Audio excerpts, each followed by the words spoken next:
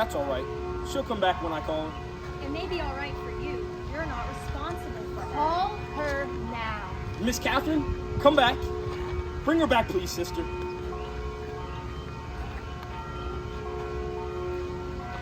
Now, Miss Catherine, you're going to tell the true story. Well, where do I start the story? Wherever you think it started. I think it started the day he was born in this house. Huh, you see? Call her Kathy. Let's start later than that. Shall we begin with last summer? Oh, last summer. Yes, last summer. Could I keep that boy away from her? She wants to smoke, Auntie.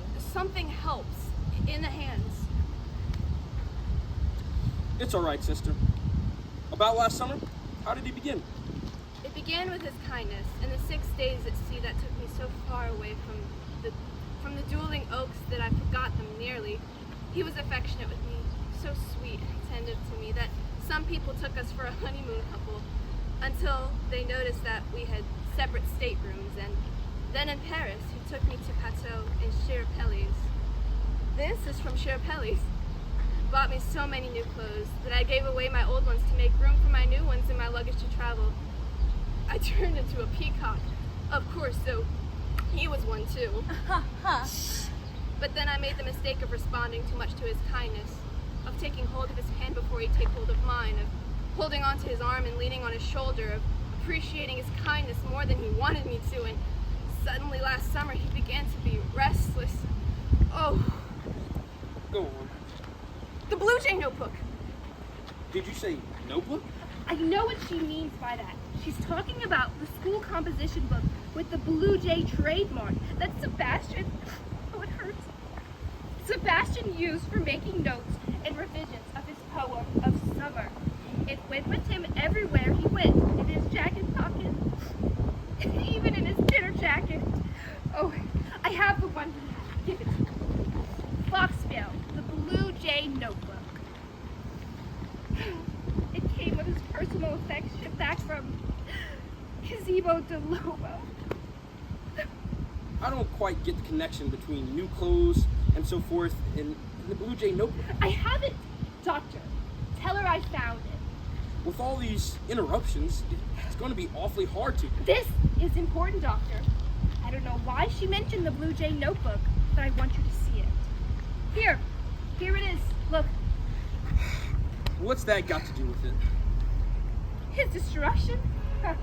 I'll tell you. A poem's vocation is something that rests on something as thin and as fine as the web of a spider. Doctor, that's all that holds him out of destruction. A very few are able to do it alone. Great help is needed. I did it. I gave it. She did it. She's right about that. I failed him. I wasn't able to keep the web from breaking. I saw it breaking, couldn't save it or repair it. There now. Truth's coming out.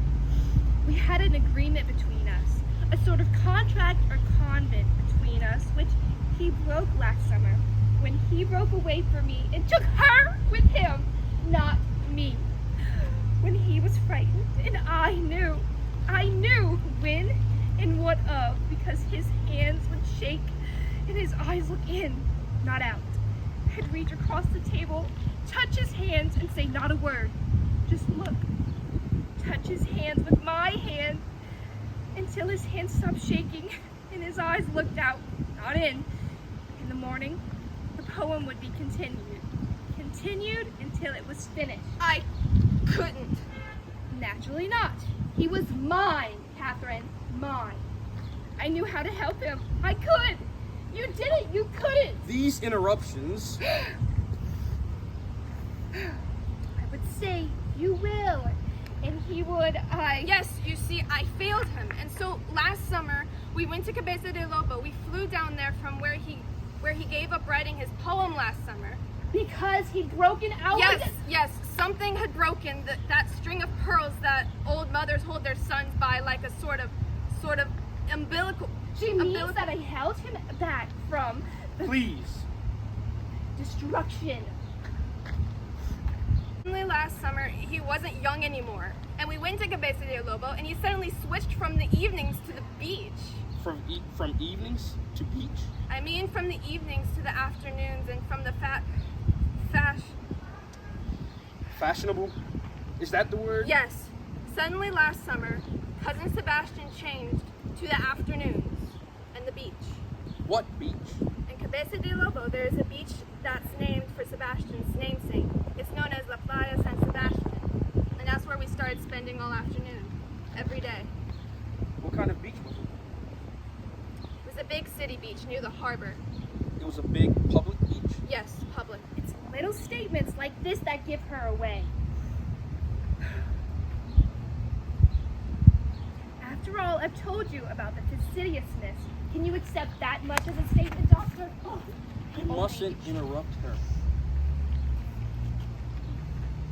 that Sebastian would go every day to some dirty, free public beach near a harbor?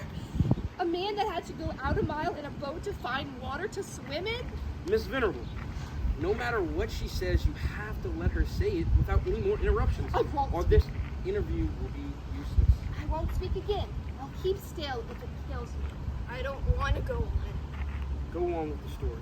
Every afternoon last summer, your cousin Sebastian and you went out to this public beach. No, it wasn't the free one. The free one was right next to it. There was a fence between the free beach and the one that we went to that charged a small charge of admission. Yes. And what did you do there? Did anything happen there that disturbed you about it? Yes! What? He bought me a swimsuit I didn't want to wear. I laughed. I said, I can't wear that. It's a scandal to the Jaybirds. What did you mean by that? That the suit was immodest? Gosh, yes. It was a one-piece suit made of white lisle. The water made it transparent. Didn't want to swim in it, but he'd grab my hand and drag me into the water all the way in, and I'd come out looking naked. Why did he do that? Did you understand why? Yes, to attract attention. He wanted you to attract attention. Did he? Because he felt you were moody, lonely. He wanted you to shock you out of your depression last summer? Don't you understand? I was procuring for him. She used to do it too. Not consciously. She didn't know that she was procuring from him in the fashionable places they used to go before last summer. Sebastian was shy with people. She wasn't. Neither was I. We both did the same thing for him, made contacts for him, but she did it in the nice places and in decent ways, and I had to do it the way that I just told you. Sebastian was a lonely doctor, and the empty blue J notebook got bigger and bigger, so big it was big and empty, like that big empty blue sea and sky. I knew what I was doing. I came out of the French Quarter years before I came out in the Garden District. Oh, Kathy. Oh, sister. Hush! And before long, when the weather got warmer and the beach so crowded, he didn't need me anymore for that purpose. The ones on the free beach began to climb over the fence or swim around it, bands of homeless young people that lived on the free beach like scavenger dogs, hungry children. So now he let me wear a decent dark suit. I'd go to a faraway empty end of the beach, write postcards and letters, and keep up my third-person journal till it was 5 o'clock and time to meet him outside the bathhouses on the street. He would come out, followed. Who would follow him out? The homeless, hungry people that have climbed over the fence from the free beach that they lived on. He passed out tips among them as if they'd all shined his shoes or called taxis for him. Each day the crowd was bigger, noisier, greedier. Sebastian began to be frightened. At last we stopped going out there. And then, after that, after you quit going out to the public beach,